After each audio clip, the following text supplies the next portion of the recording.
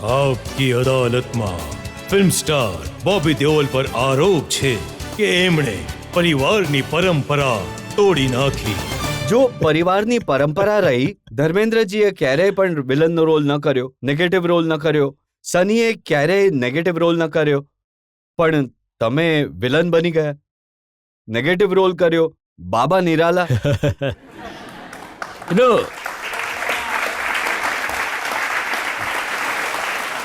જપનામ જપનામ. શું છે ને કે હું જ્યારે ખરાબ સમયથી બહાર નીકળ્યો તો ઓટીટી પ્લેટફોર્મે મને ઘણી મદદ કરી. મારા એકલાની જ નહીં, કેટલા એક્ટર્સની, ટેકનિશિયન્સની ઓટીટી પ્લેટફોર્મ પર ઘણું કામ મળ્યું. અને ત્યાં સુધી મેં નક્કી કરી લીધું હતું કે મેં એટલી ફિલ્મો જોઈ છે મારી લાઈફમાં. હીરો હોય છે, પણ મોટે ભાગે અમુક કેરેક્ટર એવા હોય છે જે ફિલ્મમાં કે જે તમે થિયેટરની બહાર નીકળો છો તો એ તમારી સાથે રહી જાય છે. મેં ડિસાઇડ કર્યું કે હું એવા કેરેક્ટર ચૂઝ કરીશ, એવા કેરેક્ટર પ્લે કરીશ. રેપિસ્ટ, કરપ્ટ, અપ્રામાણિક, અને એ પણ બાબાના નામ પર.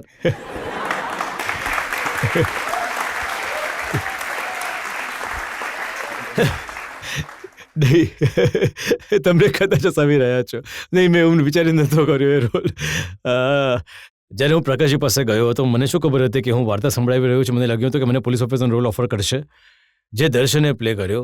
તો જ્યારે આખી વાર્તા જેટલું હતું સિનોપ્સિસ સાંભળાવ્યો એટલું મેં બોલ્યા કે કહ્યું કે ઇટ્સ ઇન્ટરેસ્ટિંગ. પ્રકાશજી બોલે છે I wanted you to play the બાબા. હું બોલ્યો આ તો મેં વિચાર્યું પણ નહોતું.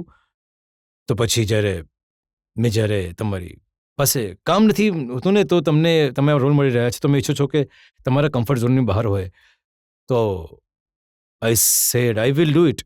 It is a challenge for me. અને જે ફિલ્મ છે, આઈ મીન જે અમે એક્ટ્રેસ કરીએ છીએ, જે રિયલમાં અમે તો કોઈનું ખૂન નથી કરતા, અમે કોઈનું નથી કરતા, પરફોર્મ કરીએ છીએ. લોકોએ કેસ કર્યો તમારા ઉપર કે તમે બાબાઓને, આશ્રમને બદનામ કરી નાખ્યા. બદનામ કરી નાખ્યા. એટલે જ તો ટાઇટલ ચેન્જ થયું. પહેલા આશ્રમ હતું, પછીનું નામ થઈ ગયું બદનામ આશ્રમ. કદાચ એટલે જ ચેન્જ કર્યું ટાઇટલ. અને અમુક લોકો કહે છે કે આજે બાબા રામ રહીમ છે એની લાઈફ પર હતી, કોઈકે કહ્યું આસારામ બાપુની લાઈફ પર હતી. મેં એકચ્યુઅલી કોઈ બાબાની લાઈફને ફોલો નથી કરી, પણ આપણી સોસાયટીમાં જે થાય છે, મૂવીઝ એને જ રિફ્લેક્ટ કરે છે.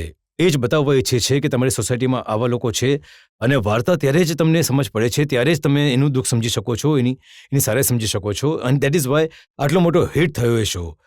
કેમ કે કેટલાય શહેરોમાં, નાના ગામડાઓમાં આવા બાબા છે, જે સારા પણ છે, ઘણા સારા છે. અમુક જે એકાદ જે ખરાબ હોય છે, જેમણે કેટલાય લોકોની લાઈફ બરબાદ કરી છે. તમને કયા ખરાબ બાબાએ ઇન્સ્પાયર કર્યા આ રોલ કરવા માટે?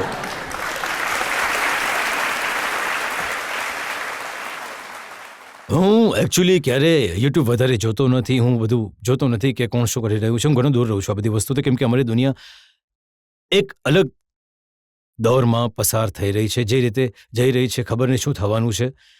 માણસો સાથે એકદમ જે ડેપ્થ હતી, જે પહેલાં જે એ શેલોમાં જે હતી, શેલો થઈ રહી હતી, બધા મટીરિયલિસ્ટિક થઈ રહ્યા છે. તો હું આ બધી વસ્તુ દૂર રહું છું, કારણ કે જે માહોલમાં હું જન્મ્યો છું, જેમાં હું મોટો થયો છું, એમાં આ બધું છે નહીં. તો મેં ક્યારેય કંઈ ફોલો નથી કર્યું. અને મને યાદ પણ છે જ્યારે હું પ્રકાશજી પાસે ગયો હતો, તો મેં કહ્યું, પ્રકાશજી, મને સીધું કહ્યું, કંઈ નહીં જોતો, કોઈ બાબાના યુટ્યુબ વિડીયો નહીં જોતો, બસ એટલું મગજમાં રાખજે, જ્યારે તું બોલે છે લોકો સાંભળે છે. અને પછી મેં એ જ મગજમાં રાખ્યું. શું તમને લાગતું હતું કે કંઈક તો ખોટું કરો છો? કેમ કે તમે તમારા પપ્પાને નહોતું જણાવ્યું આ રોલ કરી રહ્યા છો, કેમ કે તમે ભાઈને નહોતું જણાવ્યું આ રોલ કરી રહ્યા છો. જેમ તમે શરૂઆતમાં જ્યારે સવાલ મને કર્યો, આરોપ જ્યારે તમે કહ્યો કે મારા પર કે પરંપરા તોડી નાખી, તો મારા પપ્પા અને ભાઈને લોકો એ જ રીતે પસંદ કરે છે ને ક્યારે એ નેગેટિવ કરવા નથી માંગતા. પપ્પા એકવાર નેગેટિવ રોલ કર્યો હતો એક ફિલ્મમાં ઇન્દ્રકુમારજી સાથે, પણ જ્યાં પપ્પા વધારે પ્રેમ મળ્યો હતો, અને પણ એકવાર એ હતું. અને પણ હું એઝ એન એક્ટર નહોતો ચાહતો કે હું આ બધું એ જ ફોલો કરું, કારણ કે મારે એ વર્ક નહોતું કરતું. તો મેં એટલે જ as an actor I wanted to be noticed as an actor, because I believe કે જ્યારે તમે કોઈ એક્ટરના હિસાબથી એક્સેપ્ટ કરવામાં આવે છે તો તમારી ઇનિંગ લાંબી થઈ જાય છે. તો હા, મને ખબર હતી કે જ્યારે હું પપ્પાને કહીશ કે મને જણાવીશ, કે માને જણાવીશ કે આવો શો કરી રહ્યો છું, તો એ ડેફિનેટલી ના પાડી દેશે. તો આ છોડો તમે. રાત્રે 2 વાગે સલમાનનો ફોન આવ્યો હતો કે બોબી, સાંભળ્યું છે કે તું આ શો કરી રહ્યો છે? મેં કહ્યું હા. હું એને પ્રેમથી મામું બોલાવું છું. મેં કહ્યું મામું એ એવું નથી, આના ઉપર બેઝ છે. મેં કહ્યું કે આના ઉપર કંઈ નથી, આ બધા બાબાઝની ઉપર બેઝ છે. તો બોલે અચ્છા તો ઠીક છે. તો પીપલ તો You know- જ્યારે ધરમજીએ જોયો શો ત્યારે કાન ખેંચે? નહીં, એકચ્યુઅલી પપ્પા ઘણું જ ઓછું જોવા લાગ્યા હતા વસ્તુઓ જ્યારે એ બધું ફિલ્મો ચાલવા લાગી. પણ એમને ફોન આવવા લાગી ગયા, મારી માને ફોન આવવા લાગ્યા, એમની બહેનપણીઓના, કે અમે તમારા નાના દીકરાની આશ્રમ જોઈ, એટલું પ્રેમાળ કામ કર્યું છે. અને મેં કહ્યું પ્રેમાળ કામ કર્યું છે મેં?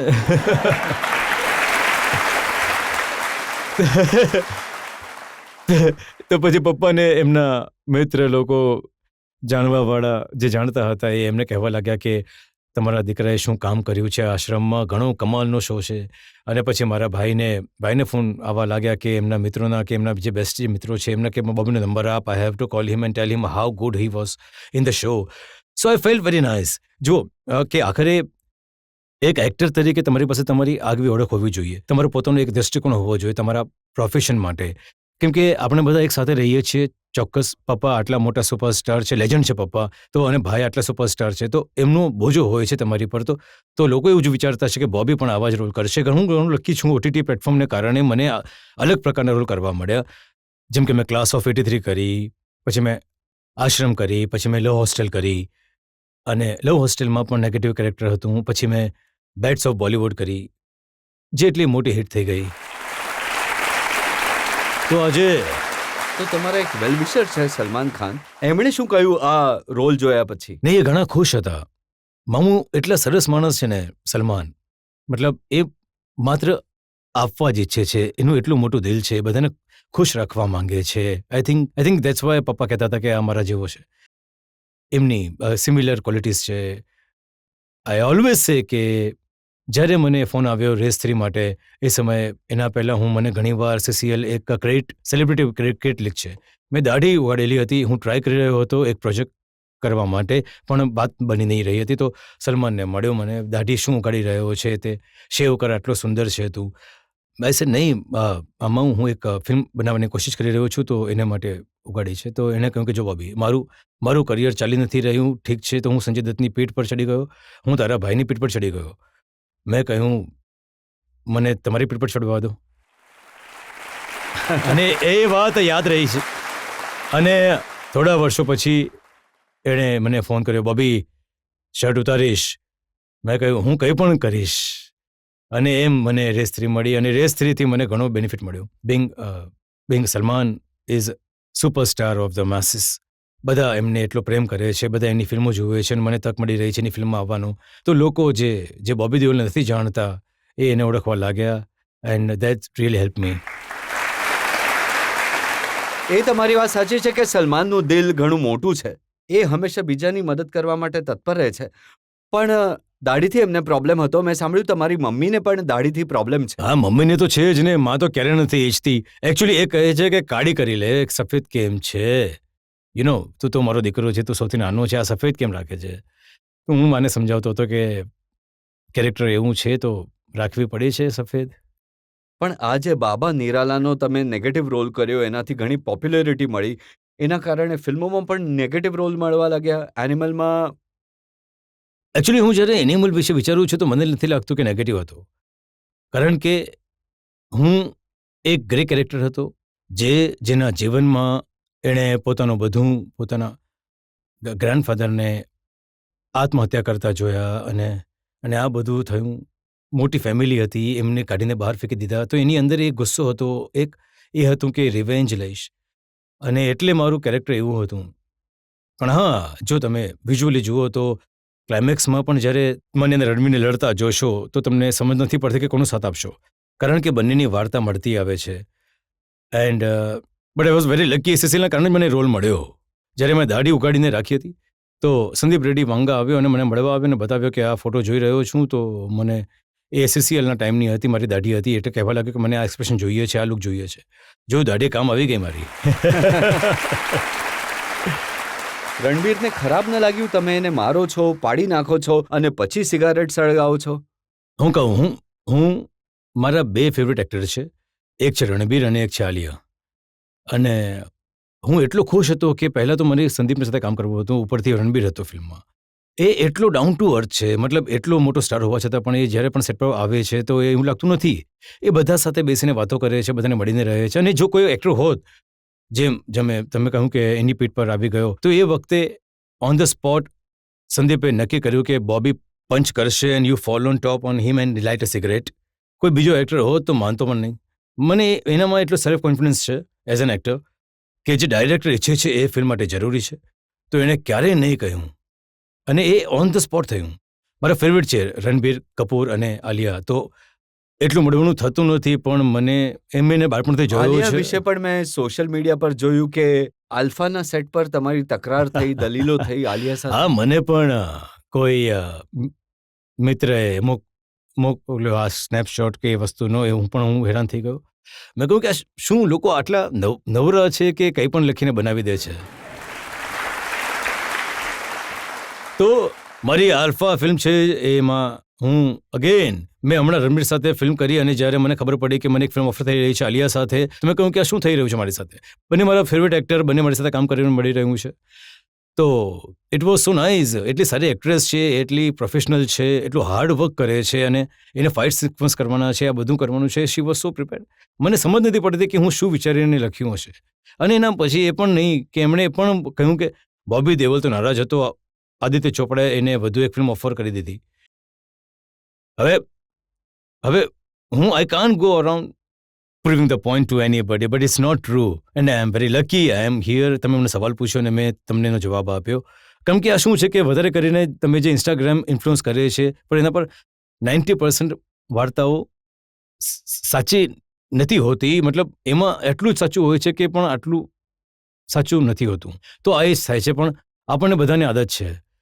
પણ એ વાર્તા સાચી છે કે એનિમલમાં રોલ કર્યા પછી તમને પશુઓથી એટલો પ્રેમ થઈ ગયો કે આગલી ફિલ્મનું નામ બંદર રાખી લીધું. That was good one. Rajatji, that was really good one.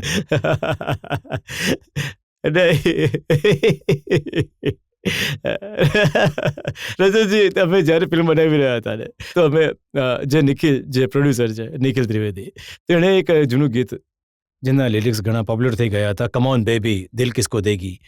તો એમને એનું સારું લાગ્યું કે મેં કહ્યું કે ફિલ્મ ટાઇટલ હોવું જોઈએ, કમ ઓન બેબી દિલ કિસકો દેગી. તો એ જે મસ્તી મજા કરી રહ્યા હતા સેટ પર, પણ બંદર રિયલી શૂટ્સ ધ ફિલ્મ. કેમ કે વાર્તા એવી છે બેઝડ ઓન ટ્રુ સ્ટોરી.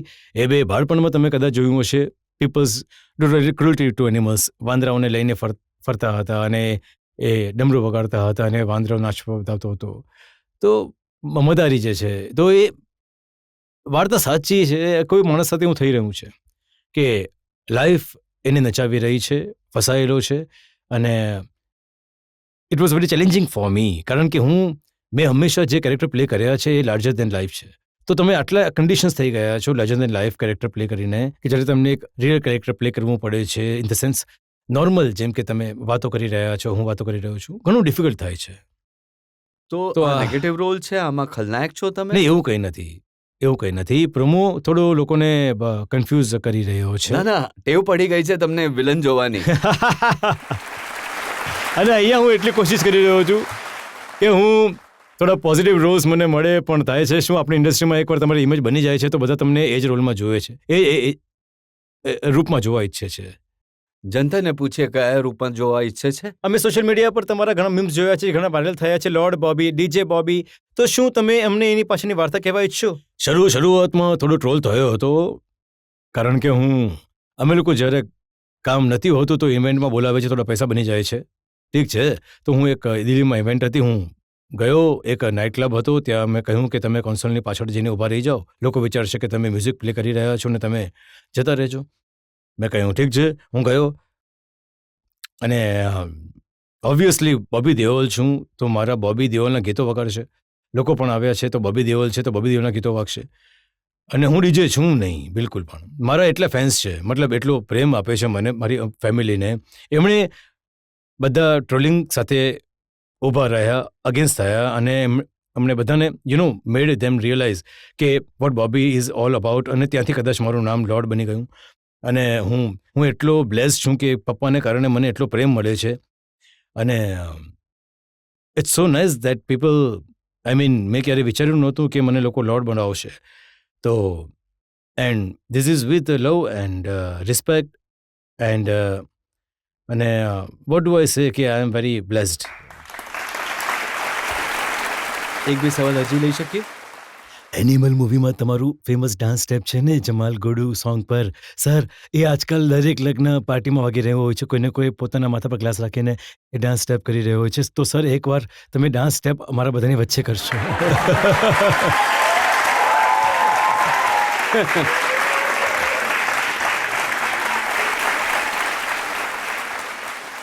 અરે હું ક્યાંથી કરું ડાન્સ? હું માત્ર જ કહેવા ઈચ્છું છું કે વાર્તા વિશે કે કેવી રીતે થયો ડાન્સ. હવે મને મારી સિક્વન્સ છે, મારા લગ્ન થવાના છે અને હું ત્યાં ઘણો ખુશ છું અને મ્યુઝિક વાગે છે અને હું ડાન્સ કરું છું. અને સંદીપે કોઈ કોરિયોગ્રાફર નહોતો બોલાવ્યો. એણે કહ્યું તું ડાન્સ કર બોબી. મેં કહ્યું યાર હું તો આજ સુધી કોરિયોગ્રાફર વગર ડાન્સ નથી કરી શકતો. તો જ્યારે મેં ડાન્સ કરવાનું શરૂ કર્યું તો એણે કટ કર્યું, કહ્યું કે તું તો બોબી દેવો લાગી રહ્યો છે. મેં કીધું બીજું શું લાગીશ?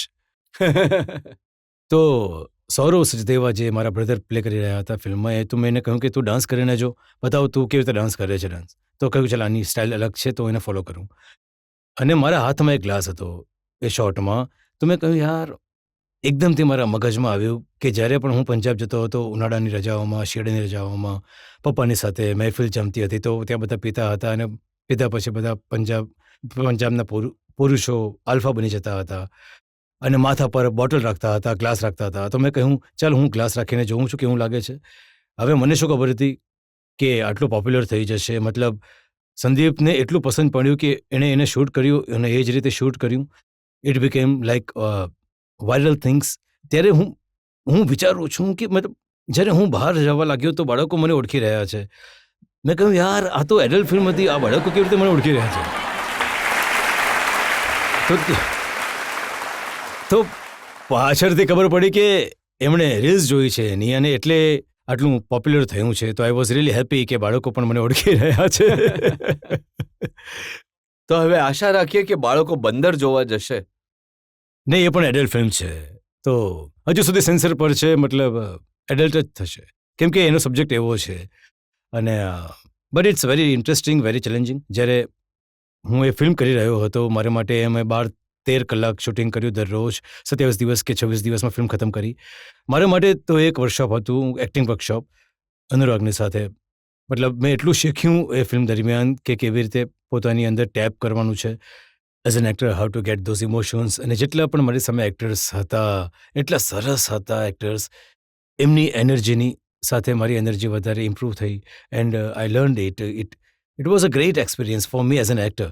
કેમ કે મારી બધી શરમને બહાર ફેંકી, લાઈક એકદમ બેશરમ. એક હોય છે ને કે એક્ટર હંમેશા બેશરમ હોવું જોઈએ, ઇનહિબિશન નહીં હોવું જોઈએ. અને આ ફિલ્મ માટે એ એક રિક્વાયરમેન્ટ હતી. તો મેં ઘણી મહેનત કરી અને I just try to do the best. મારી અને અહીંયા જેટલા લોકો બેઠા છે એ બધાની શુભકામનાઓ છે. તમારી આ ફિલ્મ સફળ થાય, તમે એકવાર ફરી હિટ થાવ પોઝિટિવ રોલમાં.